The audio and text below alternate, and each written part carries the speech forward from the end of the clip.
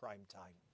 Now, time to hear from a party that won't be featuring in that debate because it's too small. But we found a bit of time here on the Daily Politics, as we always do, because they're registered with the Electoral Commission and have at least 3 candidates standing in the general election. Today, it's the turn of the Peace Party. Now, they were originally known as the Pacifist Party when they were founded in 1996. They believe the quest for peace is the central issue in politics, and the party fielded 3 candidates in 2010 and will have 4 candidates standing in the 2015 general election. They had 218 followers on Twitter when we checked this morning. No doubt that will soar after their appearance today. And finally, their candidate for Chesterfield, Tommy Holgate, is offering free dance and Tai Chi classes should he be elected. No, that means he's got my vote. And their leader joins us now, John Morris. Welcome to it. Thank you.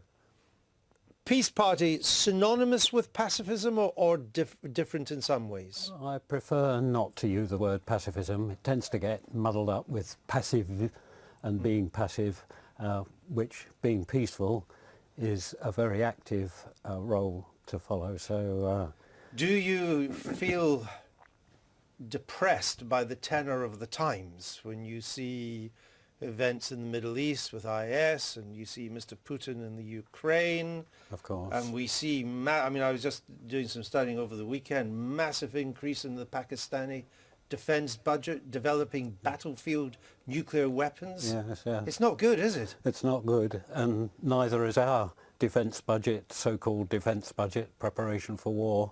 40 billion a year the UK currently spends. But only about 2% of our GDP. Yes, but it's not huge. Not huge, but... Do you think we shouldn't spend on defence at all? Eventually. Right, but we'd all like that eventually, wouldn't we? Yes, because nobody wants war. No. Everybody wants peace. Well, yes, maybe not IS. No, that's a but, side but issue. do you think, even in this dangerous world, when most people are concerned that we might not be spending enough on defence, would you like to spend less on defence? I would like to spend a lot more on alternatives to shooting and bombing and rocketing people out of existence, because the main purpose of peace obviously is protection of life. 1 or 2 bits of life, of course, that we don't like, do we? We don't like bacteria and a few viruses, but Peace Party stands for protection of life. What would you say to the point that the best way of preserving peace is to be strong?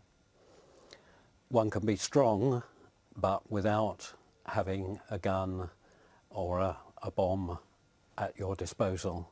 There are other ways of dealing with conflict other than with using a military organisation. But Hitler didn't walk into the Sudetenland because it was too strong. Argentina didn't invade the Falklands because our defences were too strong. No. In all these cases it was too weak. Yes, but of course it's easy to bring up these particular instances, but of course one must look at the whole background, the lead up to them, and this is what one must do following peace, is to follow through all that is going on. Do you, you have a principled position and you're fighting that. Do you feel sometimes though that you're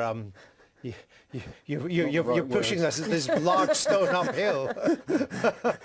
Yeah. Do you find that even that the tenor of the times are not quite are difficult for you? They are difficult, but people talking to me on the street on Saturday are friendly. And so they should be. You're a friendly person too, so why shouldn't they be friendly? Well, I hope so, yes, and I hope that it lies within all of us to be treating others as we want to be treated ourselves. Just a final question. Have you not thought of throwing your lot in with the Greens, who seem to be not too different from... Not too different, but look at their defence issue, and I don't see abandonment of all weapons in the future. Well, listen, we thank you for coming, speaking Thank to us you very today. much. You watch your followers on Twitter will be soaring as we speak. Thank Excellent. you. Excellent.